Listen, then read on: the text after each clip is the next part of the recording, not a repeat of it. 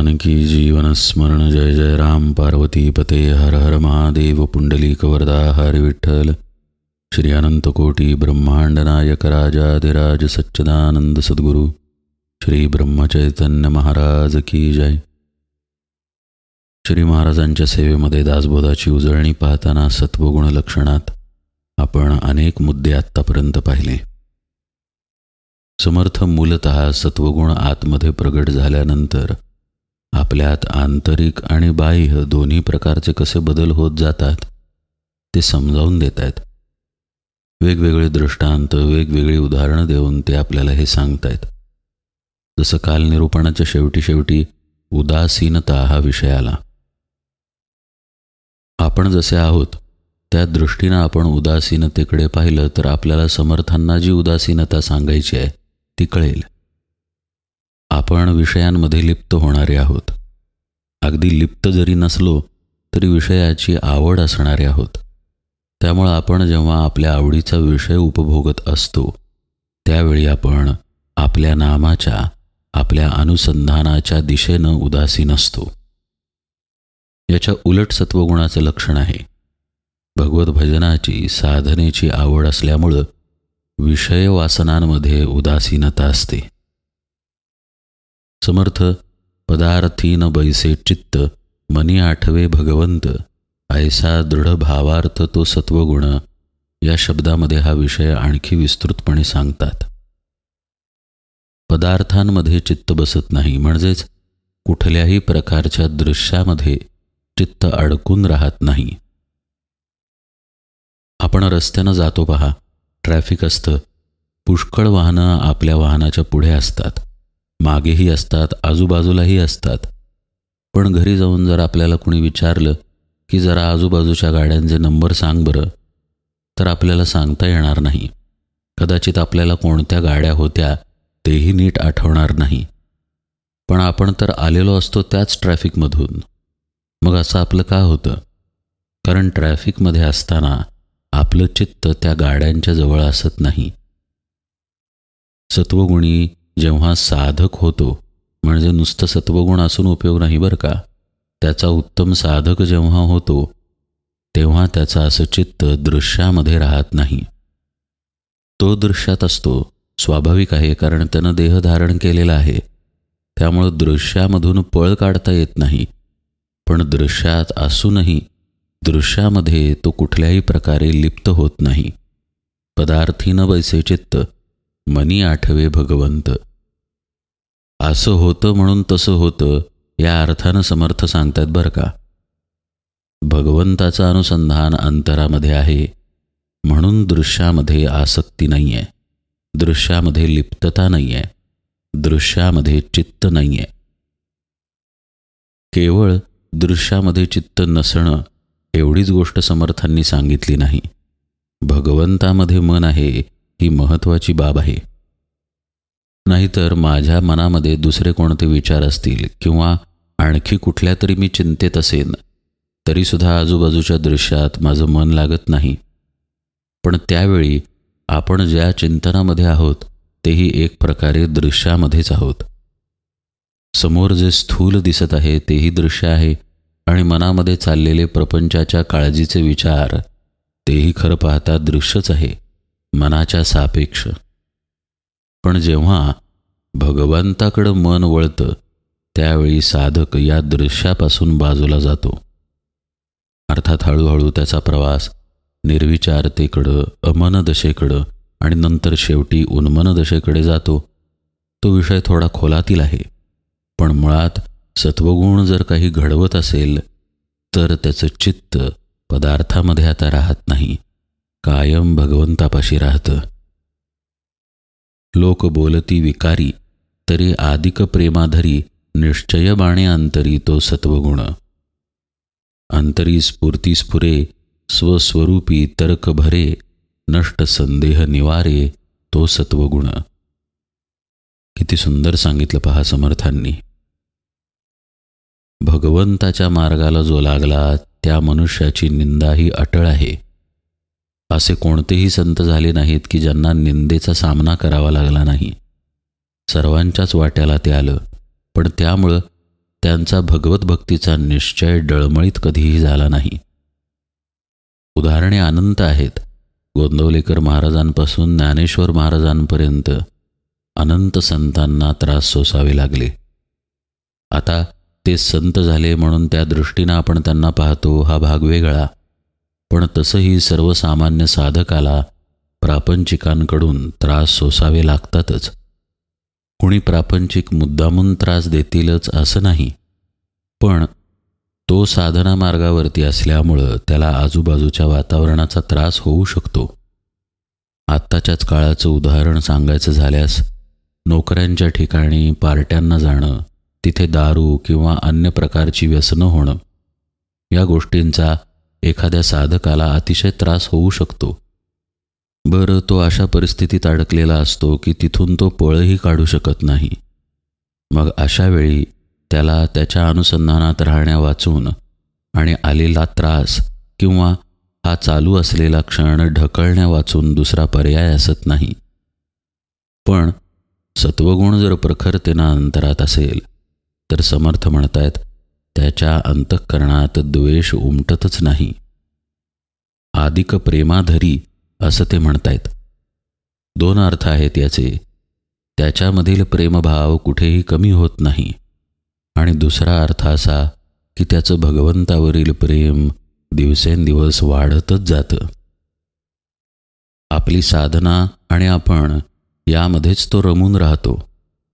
त्याच्या विवेकानं इथपर्यंत त्याचा विचार नेलेला असतो की तो जे करत आहे ते शाश्वत आहे आणि त्याच्या समोर जे अनुभवाला येत आहे ते नष्ट होणारं आहे, बदलणारं आहे. कुठेतरी भगवंताचा निश्चय झालेला असतो आणि तो निश्चय होणं आणि दृढ राहणं हे सत्वगुणाचं लक्षण आहे. निश्चय बाणे अंतरी तो सत्वगुण. भगवंताची भक्ती ही मुळात वेगळेपणानं करायची असतच नाही. आपण आणि भगवंत एकरूपच आहोत अशा भावानंच भक्ती करायची असते. अर्थात सद्गुरुप्राप्ती जोपर्यंत नाही तोपर्यंत भक्तीतील हे गमक कळून येत नाही. सद्गुरू शिष्याला सांगतात की ज्या भगवंताची तू पूजा करत आहेस किंवा तू करणार आहेस तो तूच आहेस. तुझं ते स्वरूप सगुणामध्ये समोर केलेलं आहे, ज्याचं पूजन तू करणार. त्याचं सच्चिदानंद स्वरूप तुझ्या आत वस्ती करून आहे, ज्याच्या सत्तेवर तुझा हा देह सुरू आहे. त्यामुळे तू हा देह नसून ती सत्ता हेच तुझं स्वरूप आहे. अशी एकत्वानं करायची भक्ती निश्चयाशिवाय कशी घडणार? निश्चय म्हणजे मला आत्ता पूजेला बसायचं आहे हा निश्चय नाही. निश्चय म्हणजे मी हा देह नसून तोच सच्चिदानंद परब्रह्मस्वरूप परमात्मा आहे हा निश्चय. हा निश्चय सत्वगुण अंतरामध्ये उदित करतो आणि टिकवतो असं समर्थांना सांगायचं आहे. मग अंतरामध्ये काय होतं? अंतरी स्फूर्ती स्फुरे स्वस्वरूपी तर्क भरे. आला पहा स्वस्वरूपी हा शब्द, कारण तेच मुख्य तत्वज्ञान आहे परमार्थाचं. त्या ठिकाणी साधक निश्चयानं स्थिर व्हायला लागतो आणि अंतरंगामध्ये स्फुरण होऊ लागतं. कशाचं? भगवन नामाचं स्फुरण. काहींना काव्यसुद्धा स्फुरेल, पण त्या स्फुरणामध्ये शृंगारिक काही असणार नाही. भगवंताच्या प्रेमाचा विषय त्या काव्यामध्ये असेल, साधनेचा विषय त्या काव्यामध्ये असेल, भगवंताला आळवण्याचा विषय त्या काव्यात असेल. ही स्फूर्ती जी येते ती भगवंताच्या कृपेनं सत्वगुणाचा आधार घेऊन येते, कारण अंतरंगामध्ये शुद्धता पसरलेली असते. म्हणून शृंगारिक स्फुरण केव्हा येईल? जेव्हा त्या पद्धतीची वृत्ती असेल तेव्हा. पण इथे वृत्ती तर भगवन्मय झालेली आहे, त्यामुळे स्फुरण येईल तर ते भगवंताचं येईल किंवा भगवंताच्या बाबतीतील येईल किंवा काहीही न येता भगवन नामाचं येईल. हे स्फुरण अत्यंत पवित्र असतं. या स्फुरणाच्या मागे कोणतेही विचार असत नाहीत, कोणतेही तर्क असत नाहीत, कोणताही विषय असत नाही. असतं तर ते केवळ निखळ भगवत प्रेम असतं. सदा माझे डोळा जडो तुझी मूर्ती, रखुमाईच्या पती सोयरिया. गोड तुझे रूप गोड तुझे नाम, देई मज प्रेम सर्व काळ. विठो माऊलिये हाची वर देई, संचरोनी राही हृदया माझी. तुका म्हणे काही न मागे आणिक, तुझे पायी सुख सर्व आहे. हे जेव्हा तुकाराम महाराजांच्या आतून बाहेर येतं त्यावेळी आपल्याला असं वाटतंय का की याच्या मागे तर्क असेल, विचार असेल? काहीही नाही. याच्या मागे केवळ आणि केवळ भगवंताचं प्रेम आहे, जे भगवंताच्या कृपेनंच मिळालेलं आहे आणि सत्वगुणातून हा अभंग बाहेर आलेला आहे. हा सत्वगुण हा रज आणि तम यांचा लेश नसलेला सत्वगुण आहे बरं का. आत्यंतिक शुद्ध असा आहे. म्हणून या सत्वगुणाला शुद्ध सत्व अशी सुद्धा संज्ञा आहे. भगवंताच्या प्रेमामध्ये साधक किंवा महात्मा इतका तल्लीन झालेला असतो की अंतर्बाह्य भगवंताशिवाय दुसरा कोणताही विचार असत नाही. स्वस्वरूपी तर्क भरे असे शब्द समर्थांनी वापरलेत. वस्तुतः बुद्धीचा तर्क करणे हा स्वभाव आहे. तर्क हा बुद्धीचाच एक प्रकार झाला. पण तर्क आपण कशाच्या बाबतीत करतो? बाह्य गोष्टीच्या बाबतीत करतो, स्वतःच्या बाबतीत करतो, पण स्वतःला देह समजून. इथे साधकाचं काय होतं? स्वस्वरूपी तर्क भरे म्हणजे आपल्या स्वरूपाच्या ठिकाणीच तर्क मुरून जातो. बुद्धी त्या ठिकाणी मुरून जाते. बुद्धीमध्ये सहा अहम या व्यतिरिक्त आणखी कोणताही निश्चय असतच नाही. अशा वेळी मग नष्ट संदेह निवारे असं समर्थ म्हणतायत. साधकाला एकमेव संदेह आहे, मी देह. या संदेहाचं पूर्णपणे निवारण होतं. कारण एकच की बुद्धीमध्ये आता तसा निश्चय झालेला असतो. शरीर लावावे कारणी साक्षेप उठे अंतःकरणी, सत्वगुणाची करणी ऐसी असे. शांती क्षमा दया निश्चय उपजे जया, सत्वगुण जाणावा तया अंतरी आला. आले अतीत अभ्यागत जाऊ नेदी जो भुकिस्त, यथान शक्ती दान देत तो सत्वगुण. तडिता पडी दैन्यवाणे आले आश्रमाचे निगुणे, तया लागी स्थळ देणे तो सत्वगुण. या आणि अशा पद्धतीच्या पुढच्या ओव्या अशा माणसाची आंतरिक वृत्ती सांगतात की भगवंताच्या कारणासाठी शरीर लावावं असं त्याला वाटतं. विषयी माणसाला विषयाच्या मागे शरीर लावावं असं वाटतं. प्रत्येक लक्षणातून त्याची वृत्ती दिसून येते की कशा पद्धतीनं त्याची धाव असते. आश्रमी अन्नाची आपदा परिविमुख नव्हे कदा, शक्तीनुसार दे सर्वदा तो सत्वगुण. जेणे जिंकेली रसना तृप्त जयाची वासना, जयास नाही कामना तो सत्वगुण.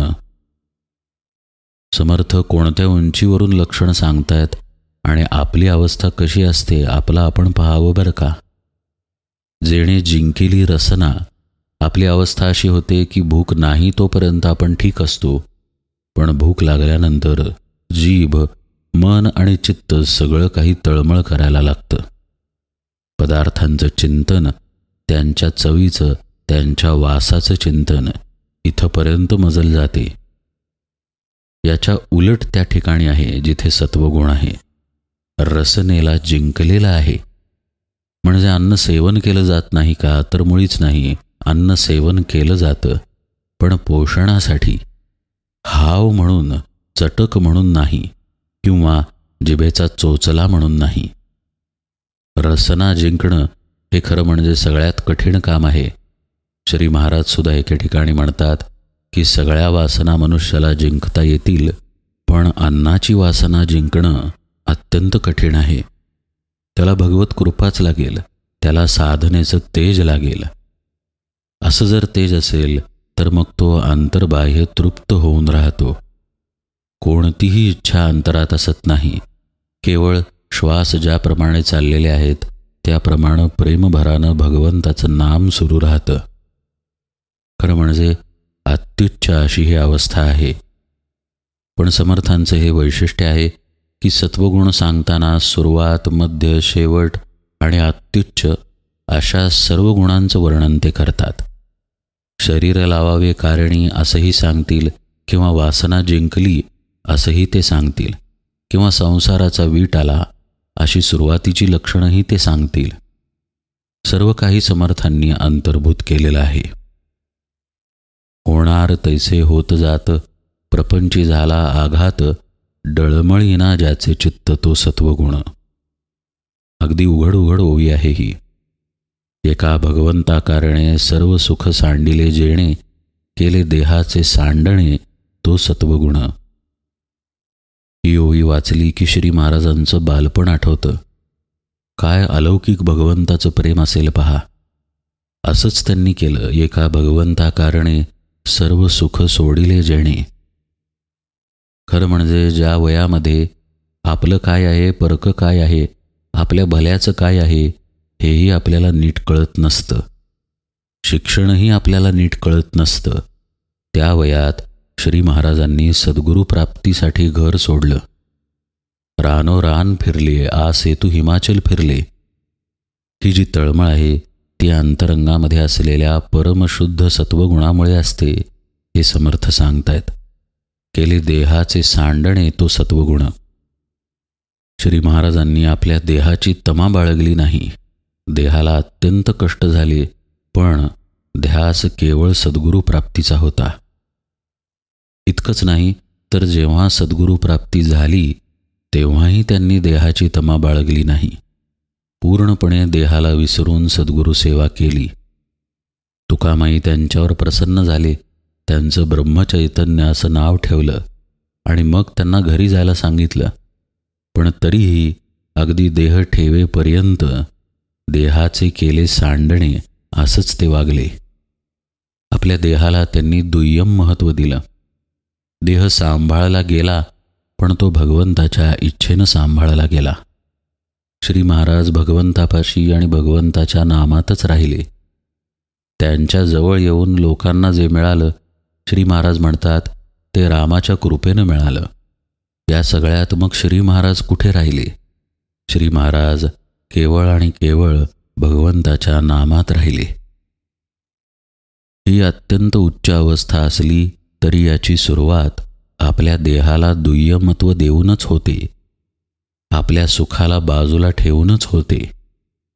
याचा अर्थ असा नाही की देहाबद्दल निष्काळजी राहावं. ही ओवी सांगणारे समर्थ स्वतः व्यायाम करणारे होते. सूर्यनमस्कार घातल्याशिवाय त्यांचा एकही दिवस गेला नाही. त्यामुळं देहाला जपणं आणि त्याला निरोगी ठेवणं का, तर त्या देहाच्या मार्फत साधना करायची आहे म्हणून. हे समर्थ निश्चितच जाणून आहेत. त्यामुळं ते जेव्हा लिहितात केले देहाचे सांडणे, त्यावेळी ते देहाच्या आसक्तीकडे निर्देश करत असतात. ती आसक्ती तुम्ही टाका. त्या देहाचा वापर भगवंतासाठी करा, पण वापर झाल्यानंतर देहाच्या चिंतनात राहू नका.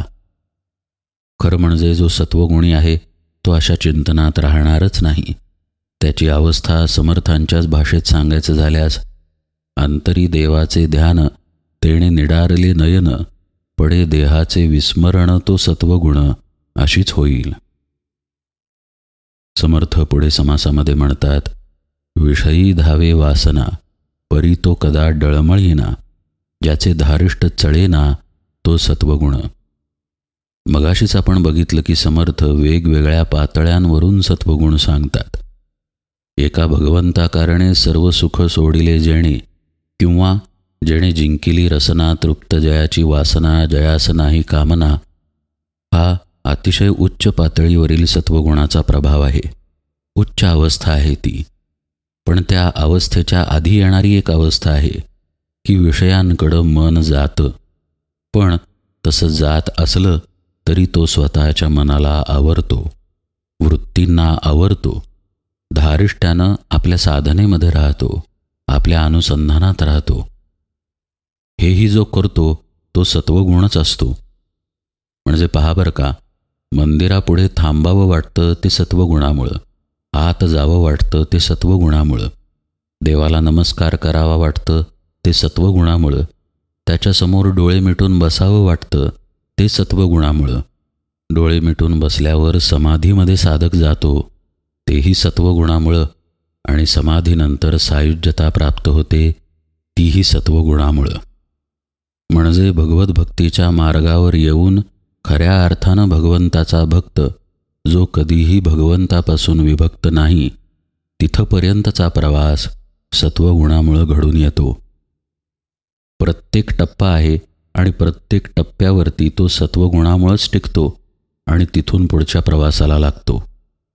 तसाच हा विषयी धावे वासना परी तो कदा डळमळीना हा टप्पा. विषयाकडे खेच जाते, जाणारच, कारण जन्मोजन्मीचे संस्कार जीवावरती आहेत. पण ती खेच जरी गेली तरी तो डळमळत नाही, त्याचं धारिष्ट चळत नाही.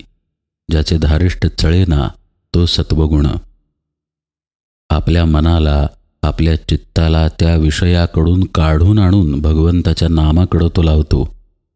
असं लावावं हे भगवंतांनी गीतेमध्ये सुद्धा सांगितलं आहे. पण ते सांगणं एकीकडे आणि वर्तन एकीकडे असं याचं असत नाही. तो प्रत्यक्ष ती कृती करतो. जरी मन बाहेर गेलं, चित्त बाहेर गेलं, तरी त्याला आत आणून साधनेमध्ये टिकवून ठेवतो. देह आपदेने पिढीला, क्षुधे तृषेने ओसावला, तरी निश्चय राहिला तो सत्वगुण. मनानं आणि चित्तानं विषयवासनेकडं धाव घेणं हा आंतरिक त्रास आहे. पण समर्थ म्हणतायत बाह्य त्रासही त्याला झाला तरीही त्याचा निश्चय ढळत नाही. म्हणजे दोन्ही प्रकारे तो ढळत नाही.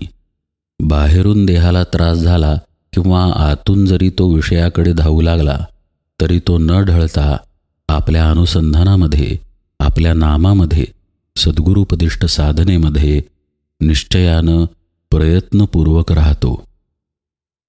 हा अत्यंत महत्त्वाचा उपदेश समर्थ या सत्वगुण लक्षणात करतायत. नुसतं सत्वगुणाचं लक्षण न सांगता ते हे सुद्धा सांगतायत की आपल्याला आपली साधना कशी करणं गरजेचं आहे. रामाच्या कृपेनं होईल, गुरूंच्या कृपेनं होईल म्हणून ते बसायला सांगत नाहीत. साधना ही प्रयत्नपूर्वक करावी लागते. आपोआप होतो तो प्रपंच असतो, मुद्दाम करावा लागतो तो परमार्थ असतो. कारण आपली धाव परमार्थाच्या विरुद्ध दिशेची आहे. त्यामुळं सत्वगुण नुसता अंगी असून भागत नाही. प्रयत्नपूर्वक त्याचा वापर करून आपल्या अनुसंधानामध्ये, सद्गुरुपदिष्ट साधनेमध्ये टिकून राहावं लागतं. अर्थातच यासाठी श्रवणाचा खूप मोठा आधार आहे. म्हणूनच समर्थ पुढे म्हणतात, श्रवण आणि मनन निजध्यासे समाधान, शुद्ध झाले आत्मज्ञान तो सत्वगुण.